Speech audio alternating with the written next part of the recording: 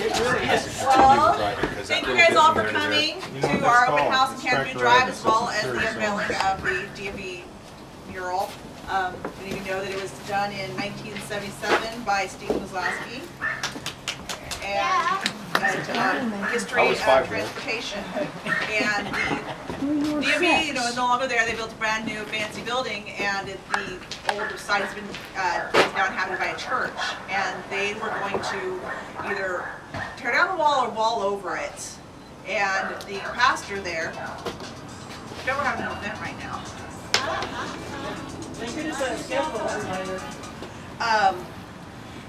Instead of doing that and losing this beautiful piece of art, he contacted Joanne, who has made arrangements for it to be saved.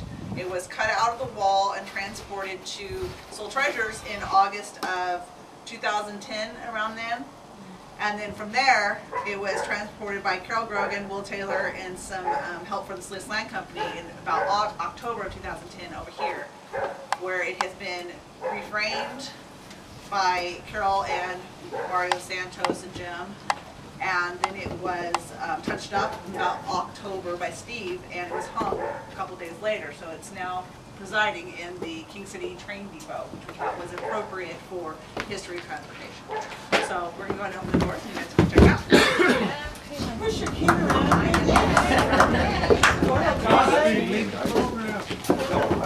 Helpless thing.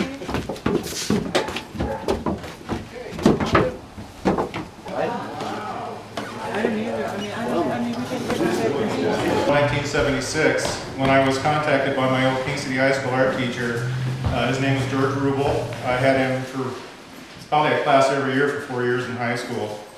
He was always had little projects for me. One of them was there was a little mural done in the old boys' locker room at King City High. Another little mural with a stuffed hawk coming out of it in the art classroom. I'm not sure if either one of those are still there. I have no idea.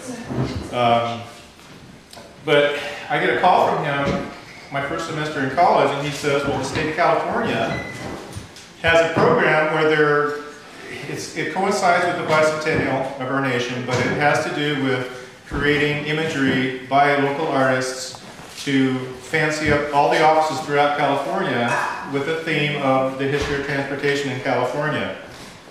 I asked, why would I do this? You know, it's because we went down to DMV and we looked at the wall, and it was about the length of this thing, and it was the only space that we could have done anything. So it had to be this format. This was it. And I'm looking at it going, that's huge, you know, for a 19-year-old kid.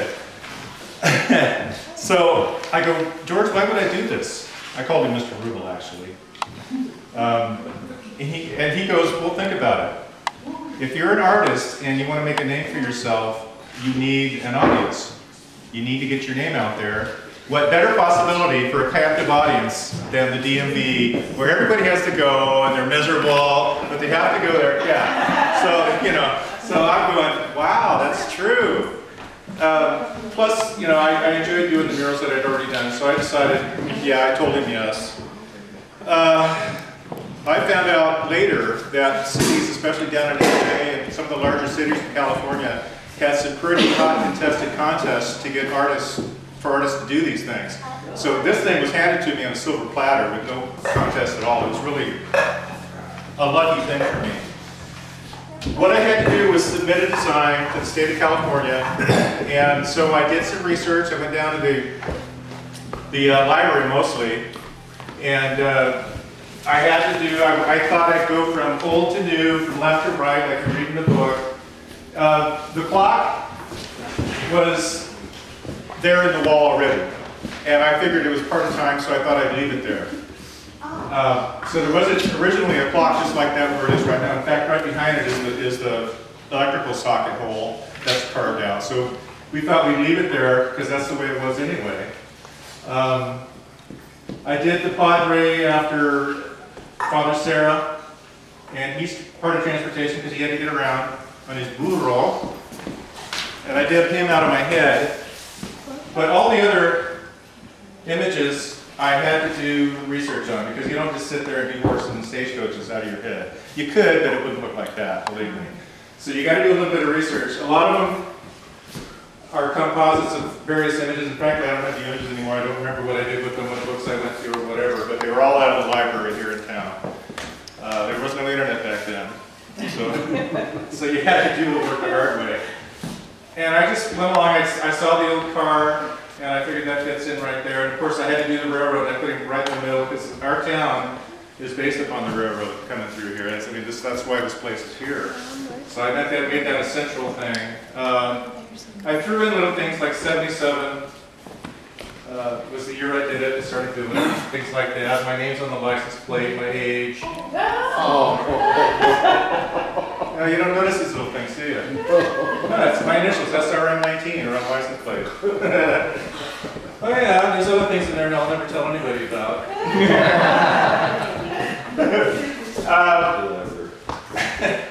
So I got up to this side and I found a Ferrari that I really liked, and I thought that was really cool. But when I finished it, it didn't look at all like a Ferrari. It was more like it's my car. You'll never find a car that looks like that. Is that plastic in the helicopter? I'm not sure. That's a THP. And you know, it's been 30 years, and some of the things about the research and stuff, like the helicopter, I'm scratching my head going, why'd you put that in there? It's not really transportation, and my brother pointed out that he's transporting what? Chemicals, and he's chemicals. himself. Yeah, he's transporting chemicals. It's transportation. I said, yeah, that's it. So he's carrying more than that burro is. So. What happens is I had to submit all of this, not in this state, but I had to submit a little, what we call a maquette. And this is the original, the actual one that I created and sent to Sacramento. And all it is a pencil sketch of what's up there. You can see it. That's all it is, a little pencil sketch. This is what I sent to Sacramento, and they said yes to this. If you can believe that. It's only like 3 inches by 2 feet. That's what they said yes to. The only color I had in there was this stuff. Then the way you do a mural is you hatch it off. Each ½ inch is for like 1 foot. And then you just slap off the boxes along there. So basically I'm doing a sketch of this little square only includes like that little cross up there at the top of the hill. That's all I have to draw. And as you're shooting along each square, it's easy. You just look at this and then you draw it in. You sketch it in. And after it's all sketched in, I got a couple of wooden ladders. I had a couple of wooden ladders, so rickety ladders, and I had 10-foot long 2x6s, and I put the ladders plunk, and since they're only 10 feet, I only could work on about 10 feet at a time. And then, because if you have to get down and keep moving, it's a pain in the butt. But you can see how high I was up here, actually painting it. I still have one of the ladders in my garage. I would never climb on it now, it's so rickety. But, so I moved along. What I did was, I was going to Hartnell at the time. Actually, I was commuting every day, so I was home in King City every night. I took a position as a school bus driver. I tried to get the Hartnell bus back and forth, but I missed it by 2 days. Another guy got the job. So he got paid, and I got the ride. But I was home every night. So one night during the week, Paul Noel, I don't know if any of you know him, would be down there and open the place for me. We coordinated all the time to work together. I worked just about every Saturday for 3 or 4 hours, and one night during the week for 2 or 3 hours. And Paul was there the whole time. And he was working. He wasn't on the clock. He was working for the state of California for nothing, really. And so I have to hand it to Paul for all the time that he put in, because he donated all that too, and on top of what I did. Told me lots of tales about his life in the Navy, details that I can't even tell you right now.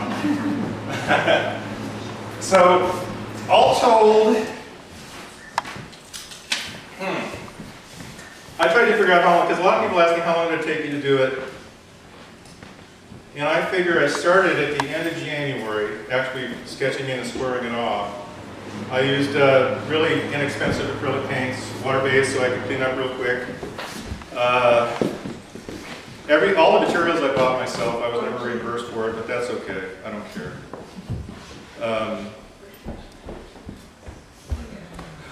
It took me, I figure, maybe 120 hours. That's all.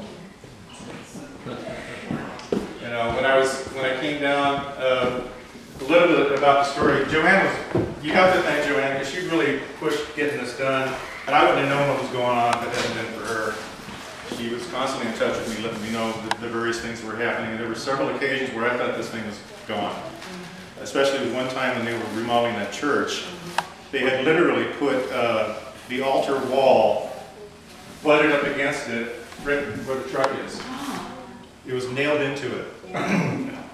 At the time I came down to King City to look at it, see what he was doing. I don't think Effie realized how serious we were. I spent all day Saturday down there begging him to tear it out of the wall, and he started to do it.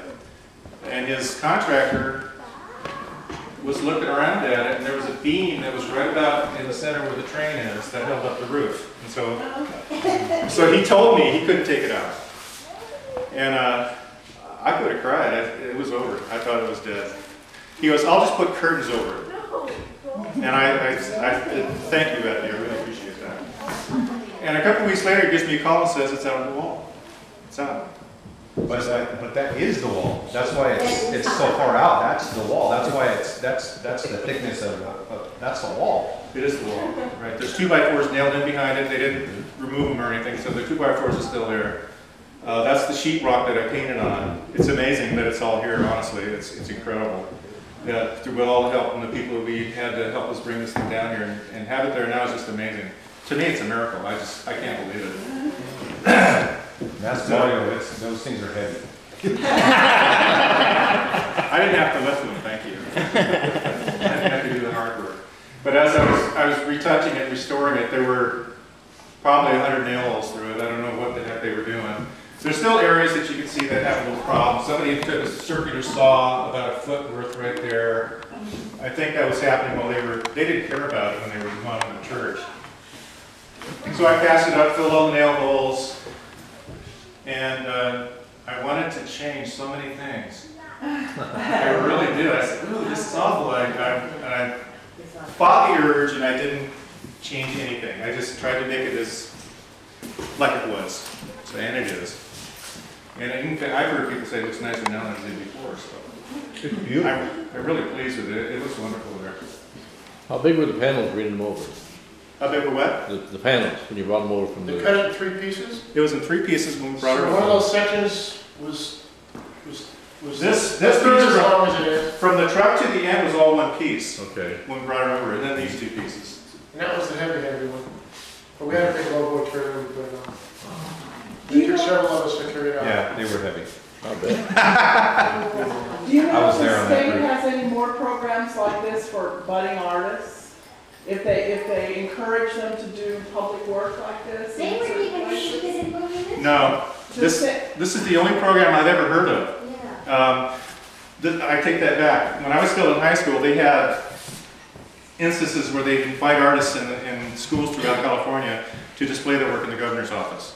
But it's not like this. It's not permanent like this. I know there was a program like that during I think it was during the Depression in the post offices. Yeah. Oh yeah. Oh, Yeah. For public art. But it sounds like a very valid program that should be. Well, I think they should continue it, especially Yes. since they've done all the new DMVs. They ought to invite people to do it again. Yeah, I think But so. maybe I'll send a letter to the governor. Please. Steve, did you get a lot of fame and notoriety from this? No. Okay. You don't think it's going to be on the Antique Road Show? Well, it might be. I've heard it called a relic in the past couple days. And I'm thinking, are you talking about the painting or? It was a long time ago. Boy. we will. Now that we know it's here, you will get some paint. I think it'll be there long after I'm gone. And that makes me feel. Yeah, I'll guarantee it. Well, on behalf of the McCarland Board, really, Joanne, I want to thank you for being the spearhead behind this.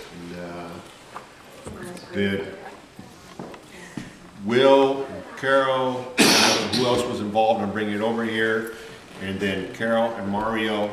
I want to guess, first of all, the We need to emphasize Carol and Mario we really do. because I helped get it from the DMV to Soul Treasures. I think I missed getting it down here. because I was busy, but those two are the ones that really got things done. You know, Steve kind of helped. But, And the fact that Carol came up with the idea for the framing, we had a little bit of input from a museum designer that would have made this thing bulletproof, and it would never have been able to lift it up. And as it is now. That's what the professional told you? Oh my gosh. It was 2 3/4 inch sheets of plywood behind it to give it super strength. And, you know, it's just not needed. As it is now, I mean, I think Carol probably lifted up 1 inch and those don't, it doesn't go at all.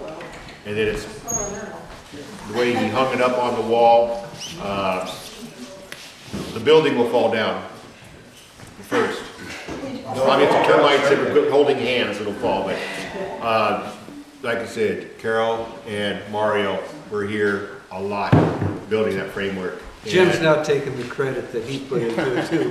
He spent a lot of days working on this thing also. But when we got it up here, it was just unbelievable. And when you cleaned it, it was unbelievable. So I think I'd like to do a little toast to Steve and the whole crew that helped work on this. And McCarthy. Yeah, we chipped in a couple bucks. Okay, cheers. Right here. Cheers. Cheers to a home. No longer a homeless mural. All right. I believe